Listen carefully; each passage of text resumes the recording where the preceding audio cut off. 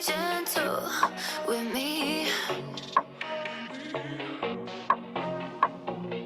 Pay me like your French girls, piece by piece. Cause my body is a temple, and it needs some extra detail. Right here, right now, and my name is monumental. Say it for me, for me, for me. Cause I'm a goddess, I'm fucking flawless. Let's not be modest. Cause if you fuck with me, I might just change your life. Cause I'm a goddess, make you a promise that if you fuck with me, I might just change your life. Okay, let's get going here. I thought I was going to get a little more fancy with it, but this will have to do for now. Okay, so thank you so much for everyone who's taking the time to watch this now. I know I originally had planned to do this as a Facebook Live, and things went off the rails. Facebook, for some reason, didn't want to register that I had a microphone plugged in, and it told me it was muted, and I don't know what was going on there. So I really appreciate you taking the time out of your day to watch this, even though it is pre-recorded. I am really, really looking forward to hearing what you get out of this masterclass. This masterclass is actually based off of a week-long program that I ran just a couple of weeks ago. There was so much super juicy, good stuff in there, and I'm just beyond excited talking about it. I mean, this is really potentially life-changing stuff here, and that's not hyperbole. This is stuff that has really radically changed my life for the better. And I actually decided that to really serve people in sharing this work, I want to make it a little bit more bite-sized so that you can take it and run with it on your own, or you can dive into a container that is starting in just a few days, where it will actually be a month long instead, because we are doing some really, really massively deep work here, and it can be really helpful to have a guide and have some support. So welcome to Dark Joy, the shadow path to a happier life, the masterclass. What is dark joy? Okay, so dark joy is all of the stuff that your shadow self or your conscious mind is really enjoying the hell out of, that your conscious mind is not digging at all. But that's really only one piece of this whole masterclass and the program that this class is based on. The reason I named the class and the program after just this one tiny part of the overall experience is because I needed to very simply and very quickly convey that although this is a course on joy and living a happier life, it's not all light and fluffy, feel-good content. There are a lot of ways that you can go about teaching joy, and they all have fantastic merit. My way, though, is by going deep into the shadow, into the stuff that hurts, that aches, that's messy, and giving yourself full permission to feel all of it. So before we go any further, I would really like to first get your blessing. I'm going to ask for your consent and your permission and ultimately your understanding for a few things. So 1, I am an imperfect human being. I have ADHD. Sometimes it shows. I stumble. I forget what I'm saying. Sometimes this will look like me pausing for a moment to try to get my thoughts together. I have, 10 tabs open in my brain at all times, and I cannot always control which tab I am on. So sometimes I go off on side tangents, and especially on this topic, I can get really excited and want to share everything all at once.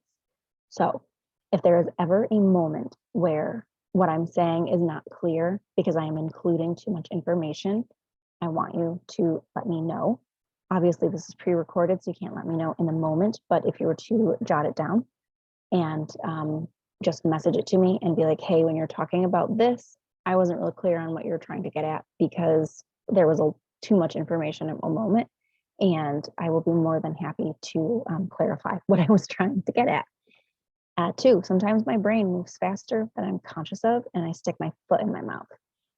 This I have come to recognize is where sometimes my biases might show.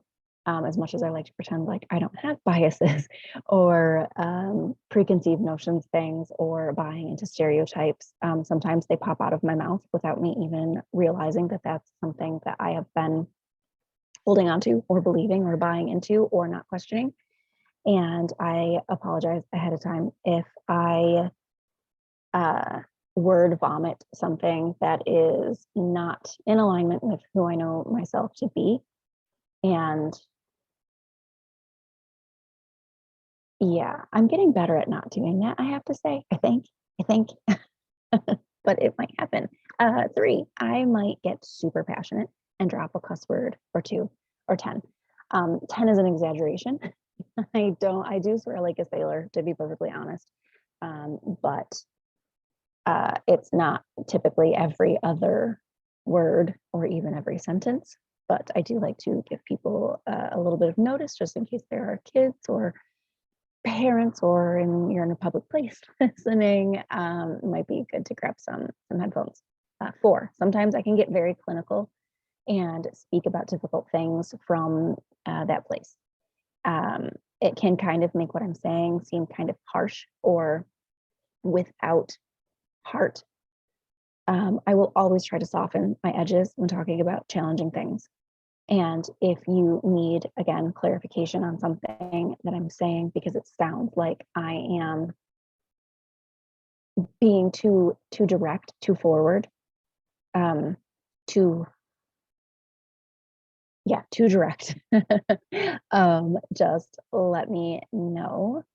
And just kind of get confirmation, if that was truly what I meant in that way. And 5, sometimes I forget that people don't know what I know, and I will skip over explanations that I really should give. I can sometimes not go as deeply into an explanation as people might need. The information that I'm presenting here is a collection of things that I have learned over the course of many, many years. And,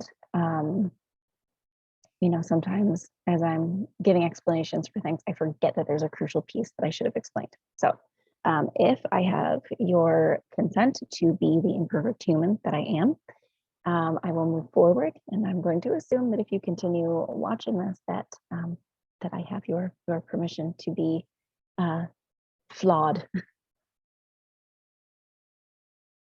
Okay, this is a sacred space. Yes, it's a class online, but it's no less sacred than any of my other healing spaces. Why? Okay, we are going to be talking about some really deep healing, really difficult stuff, really deep inner world exploration, and it can be really heavy.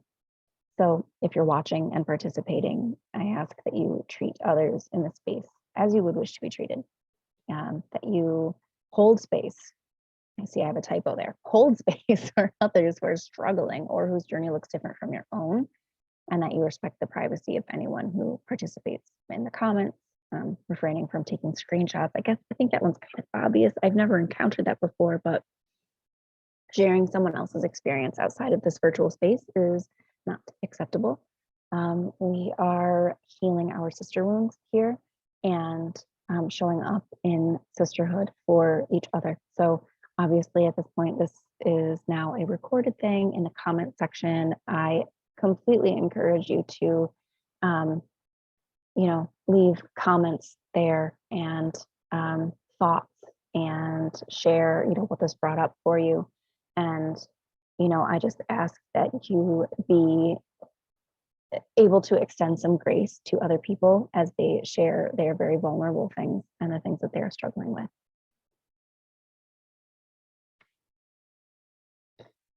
Okay, actually, before I dive into this slide, okay, we're just going to step back here a minute, because if I was live with you, this is what I would have you do. All right, settle back. We're just going to take a nice deep breath and prepare ourselves for the work ahead. Okay, so if you feel comfortable with closing your eyes, close your eyes for a moment.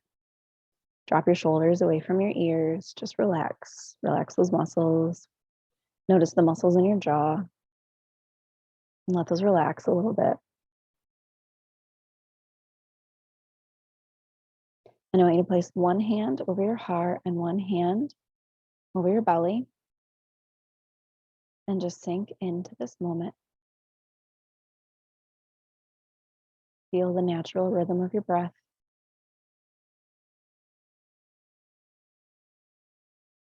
Notice where there might be any areas of tension and let it go. If it helps to imagine, visualize, picture, or pretend a beam of light, a nice beam of warm light is coming down from above, showering your body in this warm light. And as the light cascades down your body, imagine it relaxing everything it touches.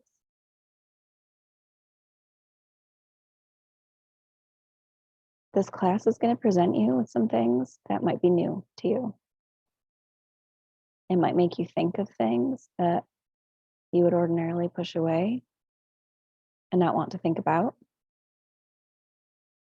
This class is going to ask you to consider ideas that might be difficult. But just know that you are always safe. You are divinely protected.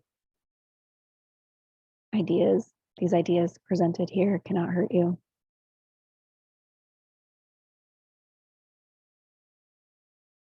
And if you can approach this information with an open mind, it could open up an entirely new world of possibility. Just take a slow, deep breath in. Hold it for a moment. And let it out. One more. Slow, deep breath in. Hold it. And let it out. Okay.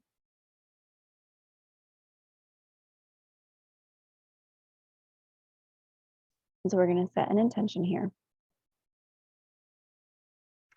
And the intention is simply to have an open mind and allow the light to shine on some of the darker corners within your being. Our intention is to allow this to be fun, to be within a spirit of curiosity.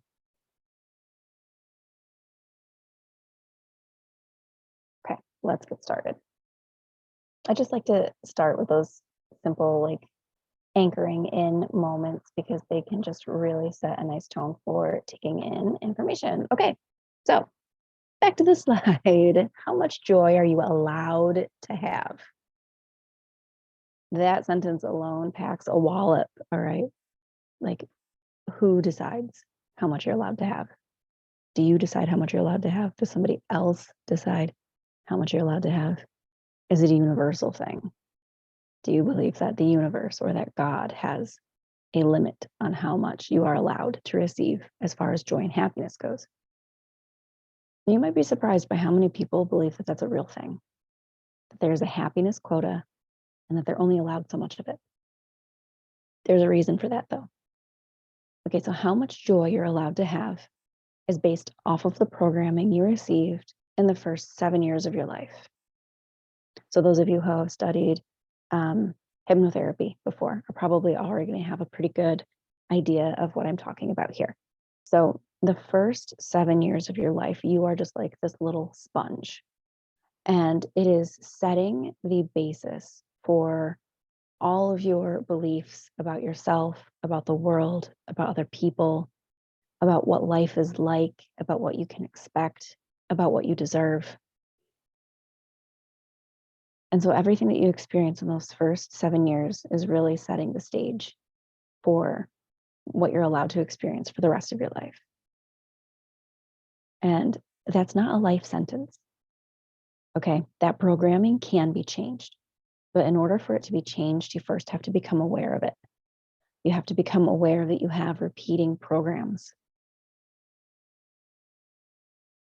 And so on top of those things, the way our minds work is that we're always looking for proof of what we already believe. And so if you believe you are not really allowed to be particularly happy, or that you're only allowed so much happiness, you are going to look for clues in your life that that's true. And the thing is, you are always going to find what you are looking for. What you expect to be true is what you will see. And so these ideas and these beliefs, this basic subconscious programming is reinforced all of the time because we believe that we are seeing evidence constantly that this is true. And so you have something that's called a havingness level. Your havingness level is basically this comfort zone. So there's an upper limit to your comfort zone and a lower limit to your comfort zone. Obviously, the lower limit is how bummed out you can experience, how bad you can experience, how low your income can get, how big your debt can get, right? How difficult things can be is at your lower level of your havingness level of your comfort zone. And then up at the top, of course, totally makes sense. I probably didn't have to explain it in this much detail, but that's how much joy, how much happiness, how much success, how many rewarding relationships you're allowed to have. And so when you approach either of these limits, homeostasis is going to kick in. It's going to, your body, your mind, seemingly the external world is going to try to kick you back into a more comfortable place, a little bit closer to the middle of that havingness level, that comfort zone. Now, it's not particularly difficult, actually, to move that lower level bar. You can move your lower limit to some pretty extraordinary depths, which doesn't entirely make sense, right? Because you would think that that would be a threat to your life more so than hitting the upper limit. But actually, our minds are totally different. Those upper limits are far more of a threat to us because of all of those old things that we believe about ourselves. We think that we're not capable, that we're not deserving, that, we're not responsible enough, that we'll just screw it up anyway. And so being happy and being successful and hitting that upper limit is really terrifying. And it's unknown. If you've never experienced extreme joy before on a regular basis, if you've never really touched bliss, that's going to be a threat. That's going to be threatening. And so your mind, your body, and your energy body are all going to try to tamp you back down. So if you're feeling too happy for too long, something's going to go wrong. You're going to fight with your partner, fight with one of your parents, stub your toe a billion times, go off of your diet all of a sudden and crave cake. What else? Crash your car even. And if your mind doesn't do the job of making you fight with the people that are around you, and if your mind doesn't talk you out of your new goals and your new happiness and this stuff that you're reaching for, then your body will take over and try to do something there. So you might actually get sick. You might feel like you've got the flu. You might start getting crazy headaches. You might, develop some mysterious health issue that just doesn't seem to go away. And there doesn't seem to be any rhyme or reason for it. But the very cells in your body even want to keep you safe. Your mind-body connection is really very extraordinary. So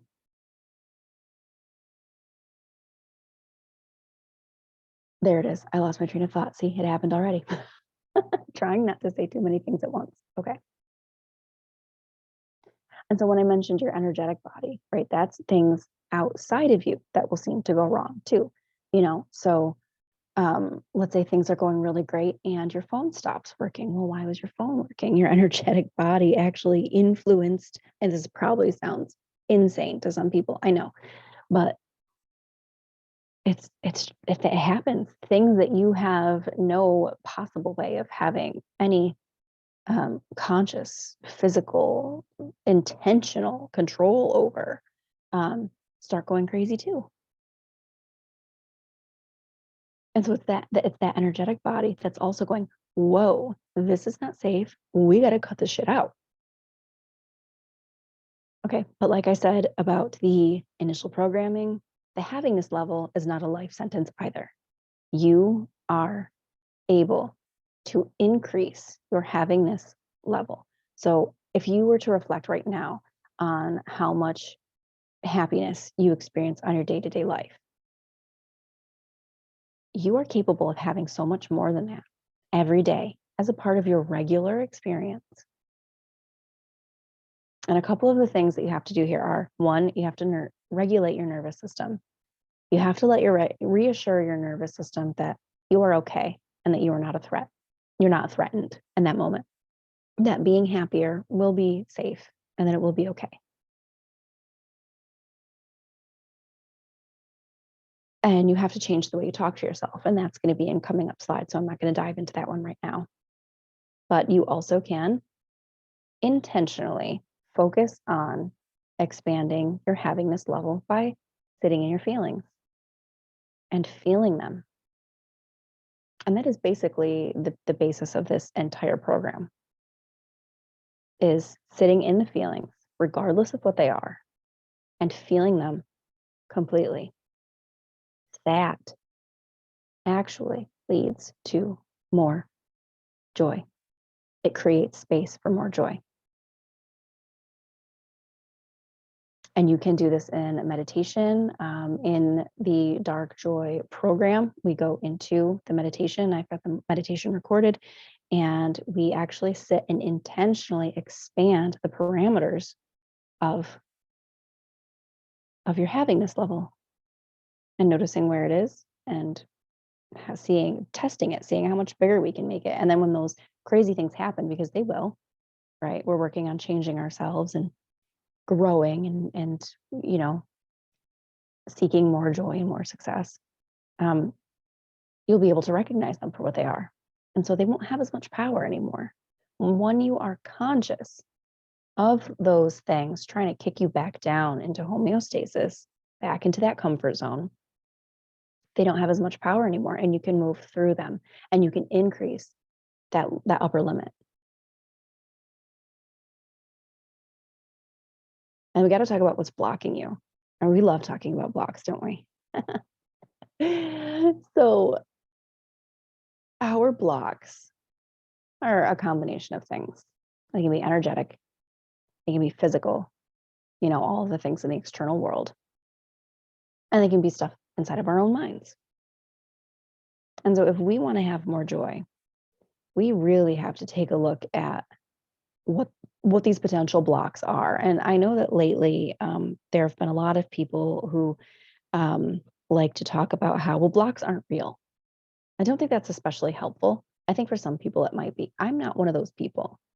I need to be able to go within and look at a thought, a belief, an energetic current, and conceptualize it as a thing that I can smooth out, or that I can clear out, that I can do something with. Telling me that the block isn't real because the block is me is not helpful. If that's helpful to you, that's awesome. I'm not going to talk about it that way in this course, though. So getting more joy means taking inventory of what is going on in your life. So if you were to take a sheet of paper right now, okay, maybe not right now, do it later. Make a note that you have to do this later.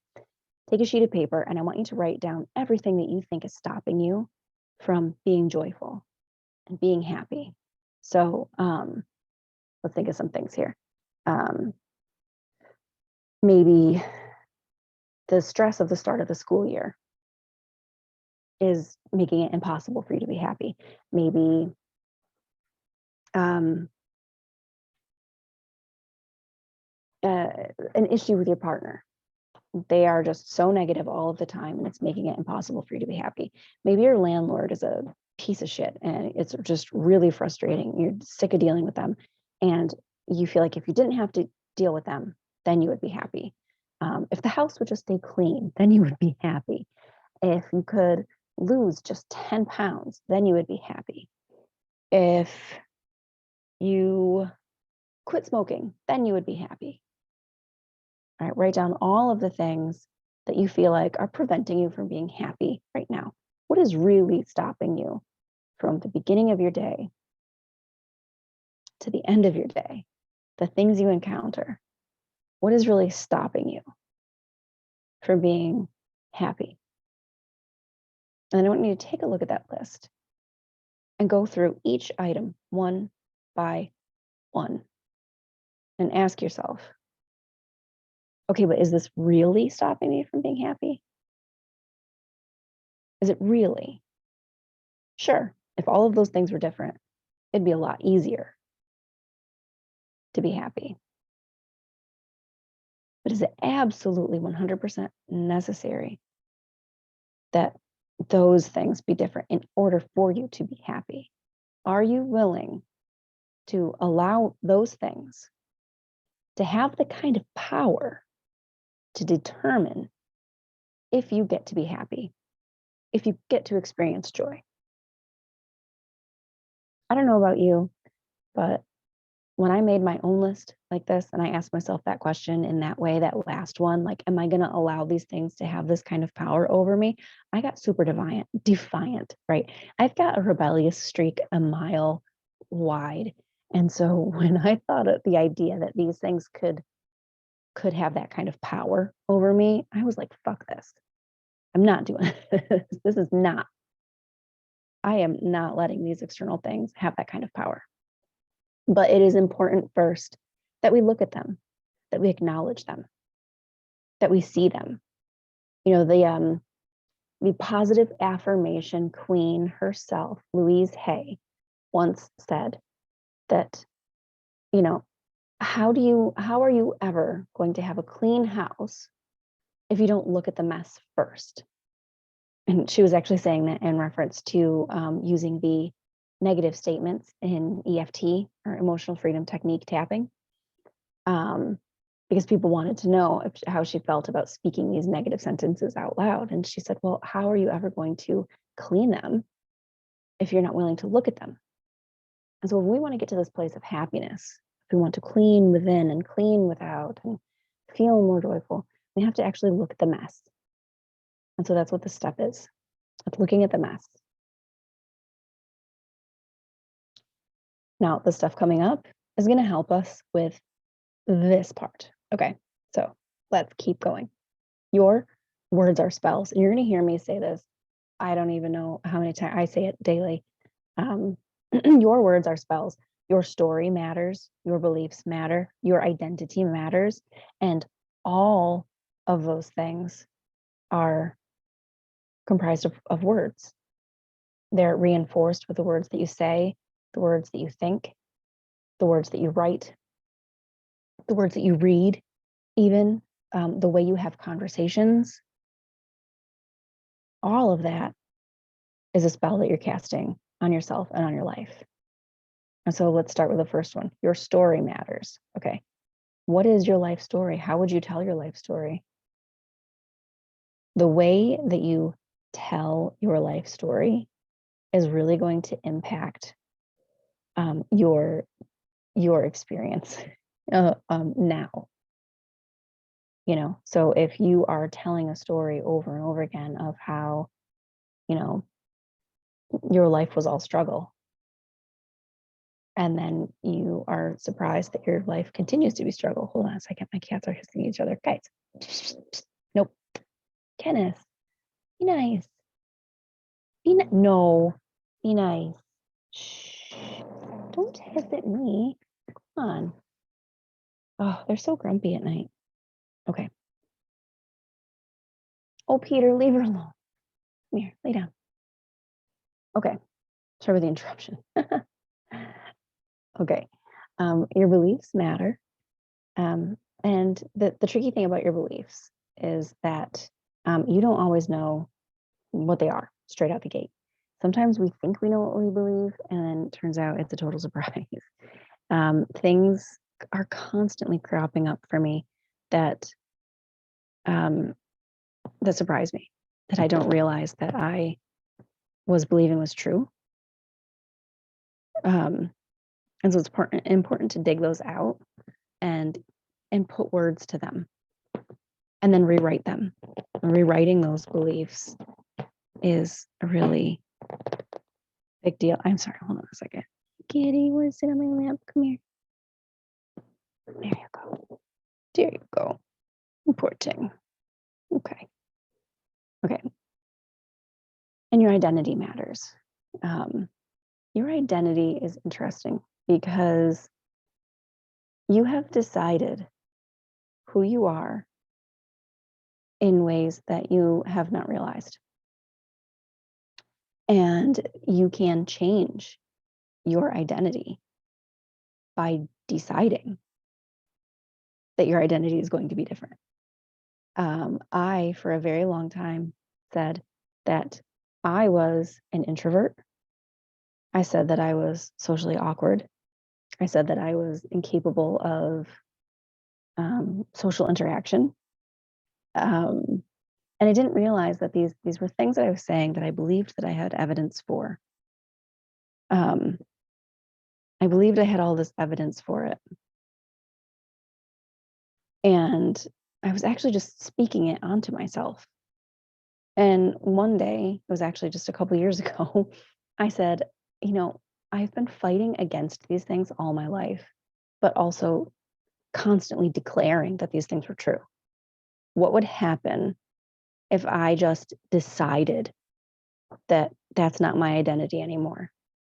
What if I just decided that I am actually an extroverted person?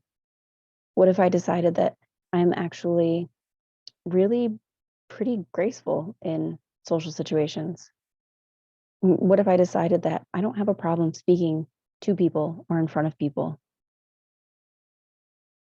Guess what? The more I told myself that story and that identity instead, the more that has become my identity. I never would have thought just years ago that I would be able to do classes like this, that I would be able to do live videos or record courses and have the experience of speaking feel so natural. I mean, if you were to watch some of my live videos from just a couple years ago, it's so much more strange. It's a little uncomfortable. Maybe more so for me than for anyone else, but so the big takeaway here though is that what you say is important, and you can think that what you're saying is true because you've always observed it to be true, but the reality is that you create as you speak. And then if you want your experience, your expression, your identity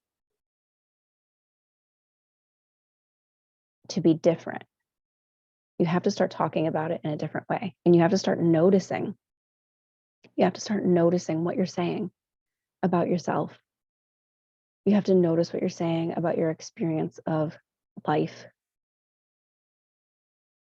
You have to notice in conversations how you're representing yourself.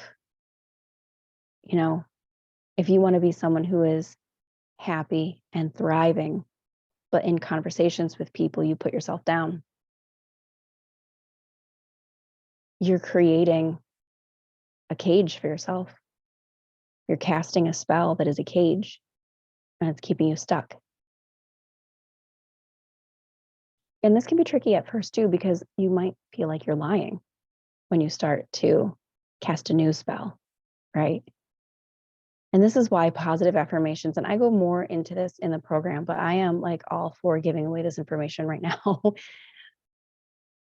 Positive affirmations will often not work for people because they are so incredibly conscious of the fact they are lying, that it's not true. And so if you want to have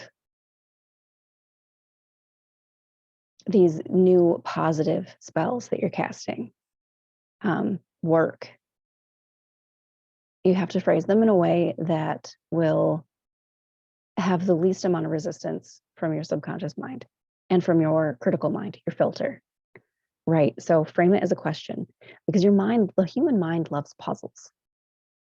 And so if you were trying to say,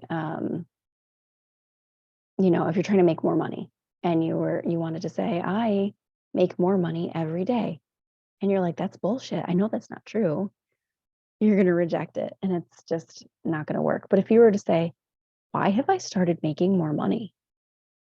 Your mind is going to set to work to try to figure it out. And this absolutely has worked for me before.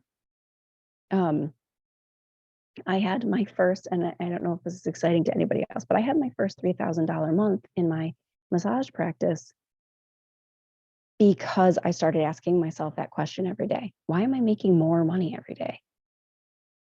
And it was wild because I started to see opportunities that I didn't see before. And the same thing can happen for you. Just take what it is that you want to be real and phrase it as a question. Why is this happening more? Why have I started to meet all new people that make me feel awesome? Why do I feel better in my clothes every day? Like, I feel like I look better all the time. Why is that happening? Why do I look better today than I did yesterday? Okay. I feel like there's something else I wanted to say here, but I know the next slides tie into this one. So let's just go ahead and dive forward. I hope that you're still with me. I know I can have a tendency to ramble. Go ahead and put this on, 1.5 times speed or 2 times the speed, whatever you need to get what you need out of it. Okay, this is actually probably my favorite part. This is the exploration of the unconscious desires. This is the dark joy. Okay. This is the life-changing golden nugget that shifts absolutely everything. This is the work that changed my life. And I know that that probably sounds pretty dramatic, but it's true. Your unconscious desires are the things that you unconsciously desire, duh. So obviously I can't take credit for this. If you have studied Freud at all, if you've studied Carl Jung, if you have read Existential Kink, which I highly, highly, highly recommend, so much of what I teach is very much based in the works of those three. So Dr. Carolyn Elliott and Freud and Jung.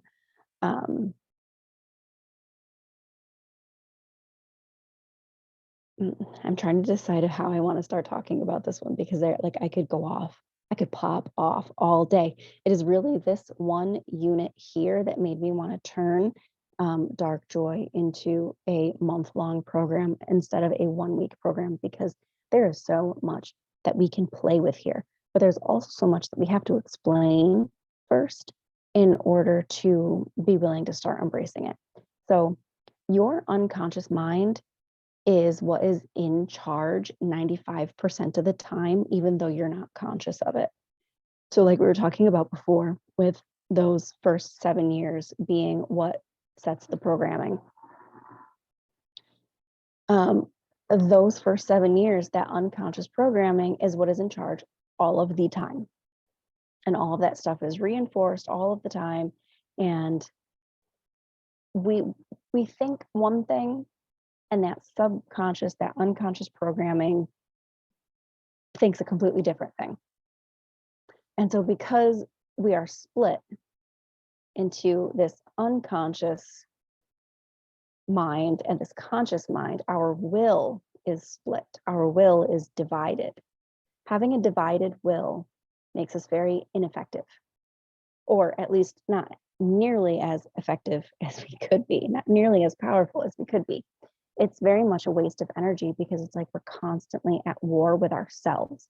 And the vast majority of it is this very silent war that we feel, but we're not necessarily thinking about. So if our unconscious mind says, we want struggle, and we want disappointment, and we want poverty. We're going to keep getting that. Why would our unconscious mind want those things? Because they're known to us. We know what it is to be disappointed in people and not being able to count on anyone. We know what it's like to be poor. We understand the experience of poverty. We know what that is. We know what struggle is, especially if if that was what we experienced those first 7 years of our life, and we got it reinforced to us constantly. We know struggle.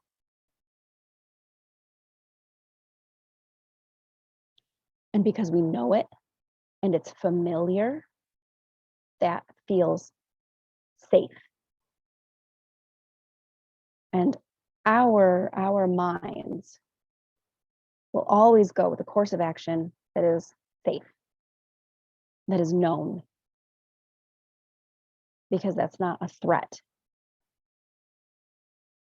And so if our unconscious says, yes, poverty, yes, struggle, yes, disappointment, yes, anger, yes, resentment, even though our conscious mind is going, please, please, please let me be happy. Please let me make more money.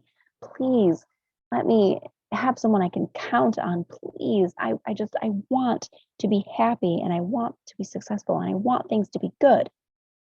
Our unconscious mind is going to win, because our unconscious mind is in charge. And so in this process, what I teach, what is super important, what our shadow work is, if you haven't dived into shadow work yet, this is it right here. That's a piece. Our unconscious desires is our shadow self. And our shadow self thinks that all of this shit is really delicious. And she loves it, all of it. And part of that comes from how much our conscious mind is struggling against it. And so our unconscious mind just is reveling in it even more, because our conscious mind is going, no, I don't want poverty. No, I don't want disappointment. I don't want those things. Those would be bad things to want. So it gets a little kinky, right? Ooh, I'm not supposed to want that. It's taboo. Ooh, I'm not supposed to want that. And so our unconscious mind is like, hell yeah, give me more of it. And so we can't move forward. And so we struggle against being more successful and having better relationships and having more joy, because our unconscious mind, that 95% of our driving force, wants the total opposite. And there's this one thing that Carolyn Elliott says that I really love. And she says, having is evidence of wanting. And the reason why I love that is because it's a compass. If you are looking at the thing that you have, that you're saying consciously, I don't want this, I don't want this, I don't want this, that it's in your life. Okay, let's get curious about it. Why is this in my life? I don't want it. Why is it here? Well, if I have it, that's evidence that I do want it, unconsciously. So if some part of me, if my unconscious wants it, why?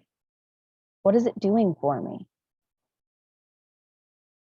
And that's the thing that can be really uncomfortable to grasp, is because all of the things that we don't want, all of the things that we don't like, are serving us in some way.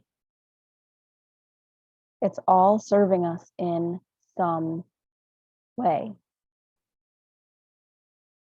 So if I could give I guess a personal anecdote to make it a little bit easier for me to explain, and also for you to understand that I can understand an argument against this. So I was severely depressed.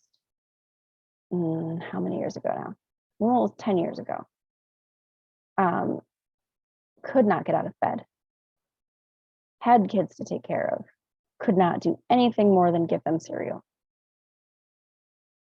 I didn't necessarily want to die, but I didn't want to be alive anymore either.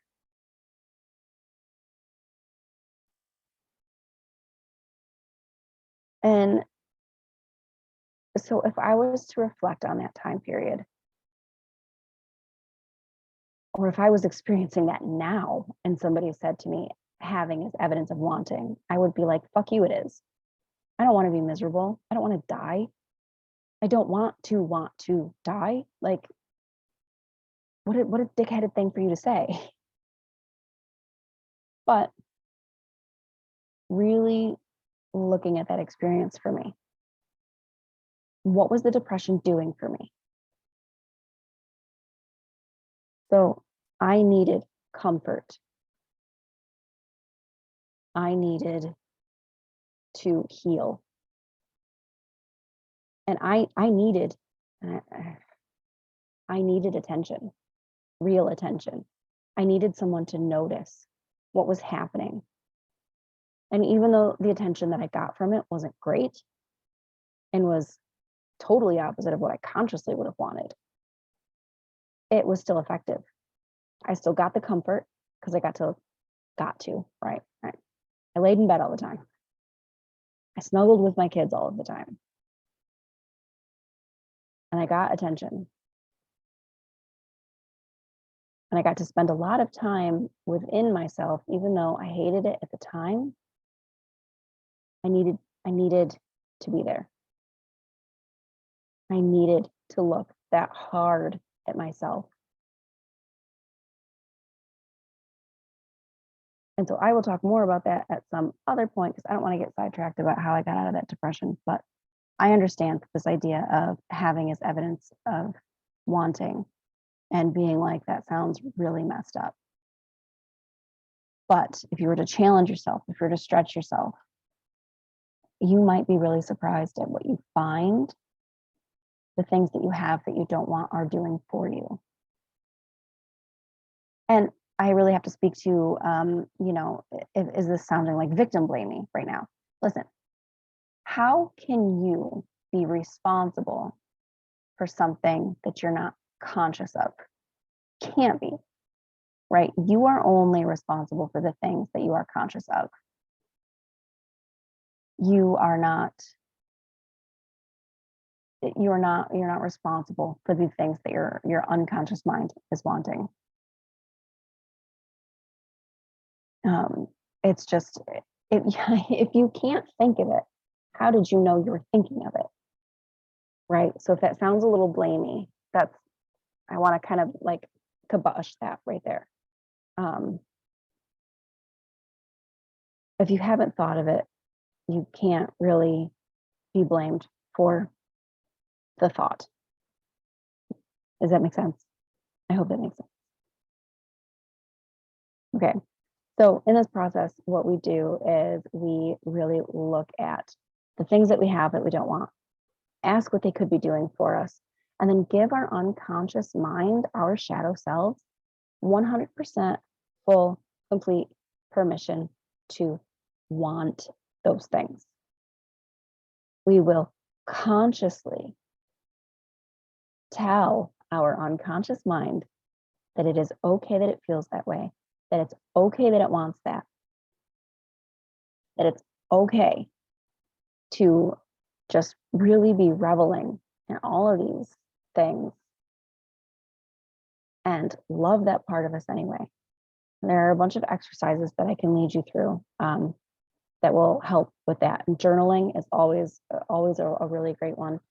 The most important thing, though, is taking stock of what's there. Because if you don't make those unconscious desires conscious, they're just going to keep ruling your life. They're going to stay in charge. And so this is really hard work. Maybe I shouldn't say that way.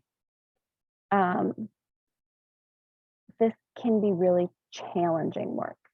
It can be very tiring work. And it is never ending because we are complex beings and there's always more work to do.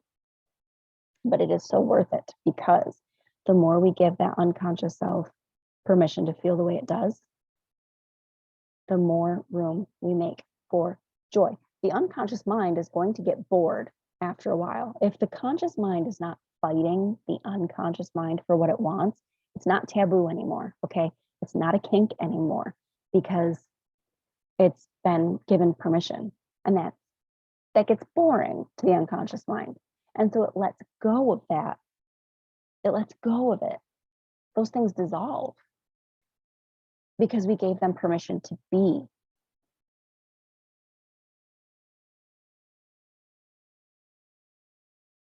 And then those obstacles vanish. The patterns that were created by those unconscious desires vanish. Sometimes overnight. I mean, it can be like 1 minute it's there and 1 minute it's gone. And this is why I say that this changed absolutely everything for me. Because I stopped fighting what is and let it be. And then things started changing. Okay. Okay, this is really the last thing that I have to share. And it's such a cliche, but it's a cliche for a reason. The power of gratitude.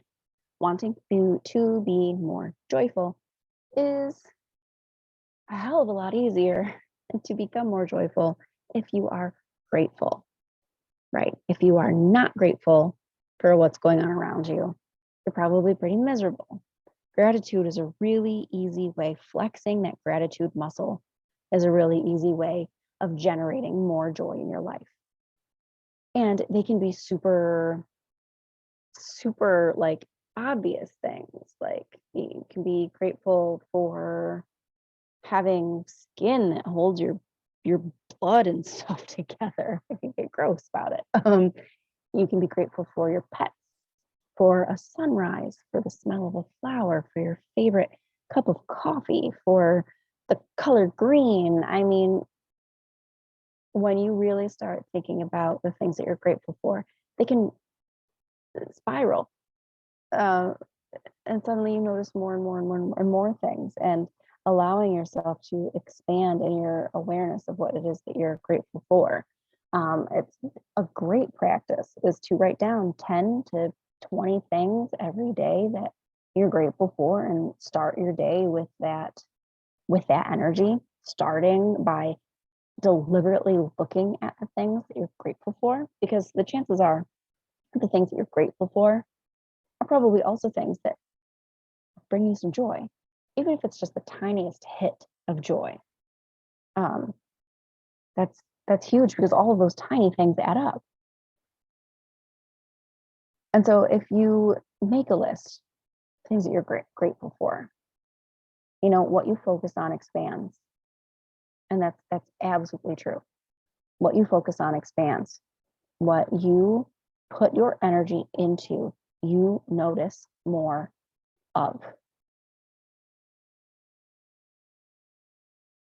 And so the more that you make the things you're grateful for, the more you blow them up, the more you pick them out, the more you list them and bring them front and center in your mind, the more of those things you're going to see.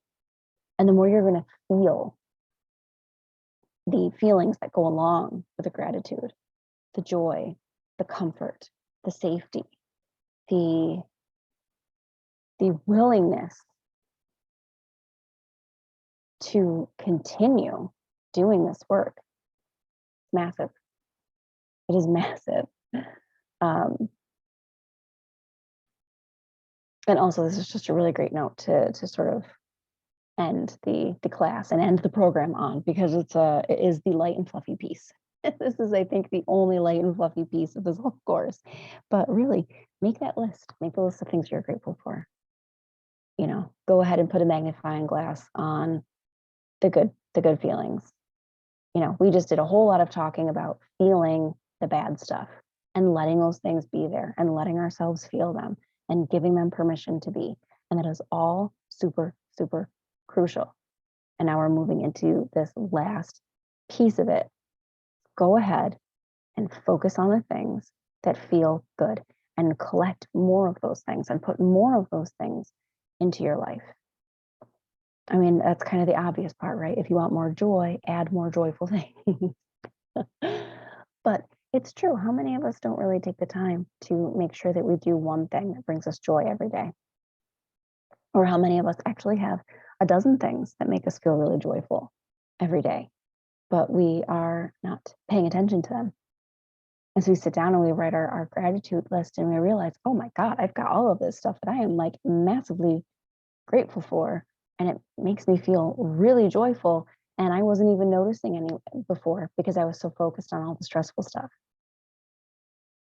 Okay, this step is probably the absolute easiest way to feel more joy. If you do none of the rest of it, none of the hard stuff, and you just pick up this piece, you will feel more joy. It will be kind of, dare I say, surface level without the rest of the work. Because even gratitude, as powerful of an energy as it is,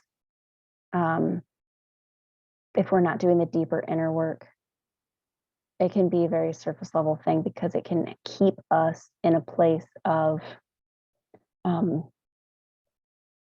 relying on external circumstances to make us happy. We don't have to do that.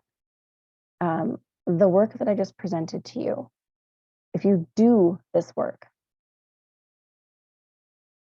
the happiness, the joy that you will experience will not be dependent upon external circumstances. It won't be dependent upon your relationship with your partner. It won't be dependent upon the behavior of your children. It won't be dependent upon your paycheck.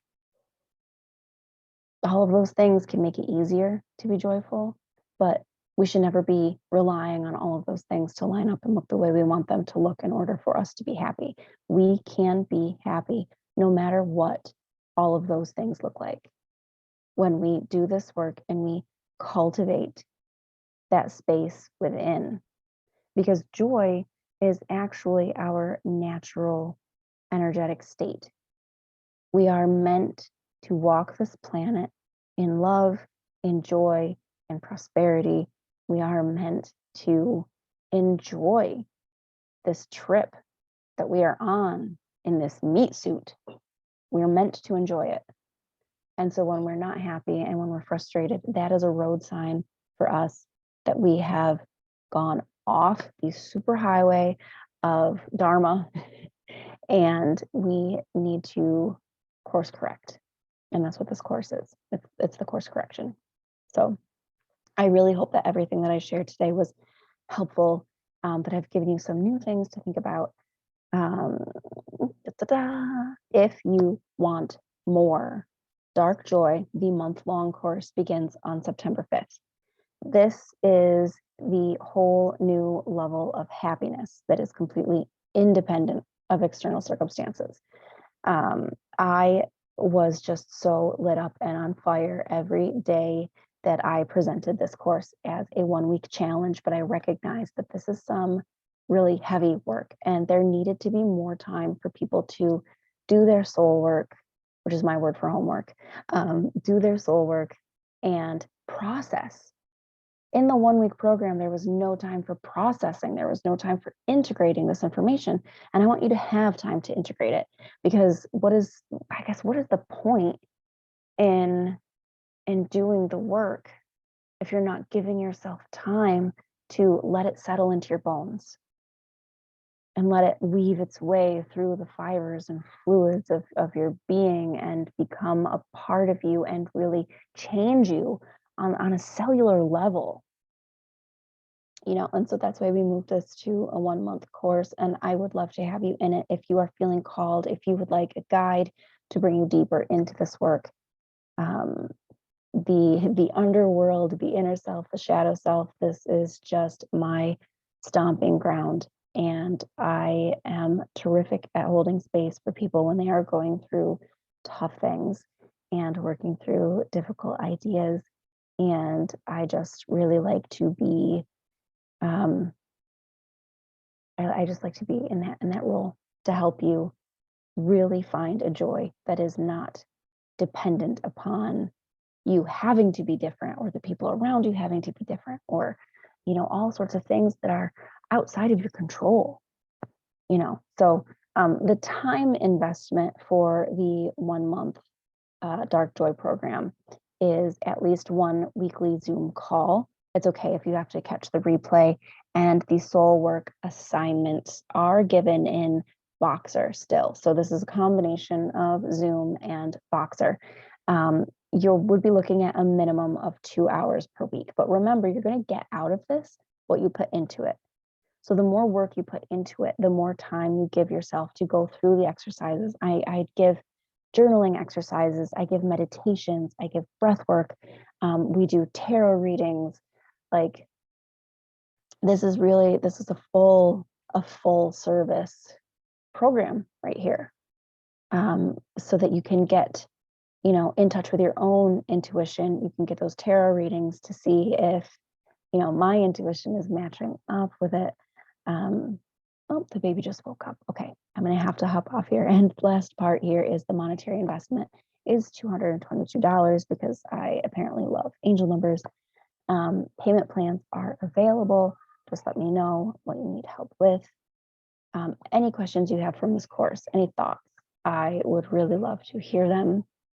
You can put them in the comment section in the post as I share this, or you can message me privately if you don't want to share your thoughts with others.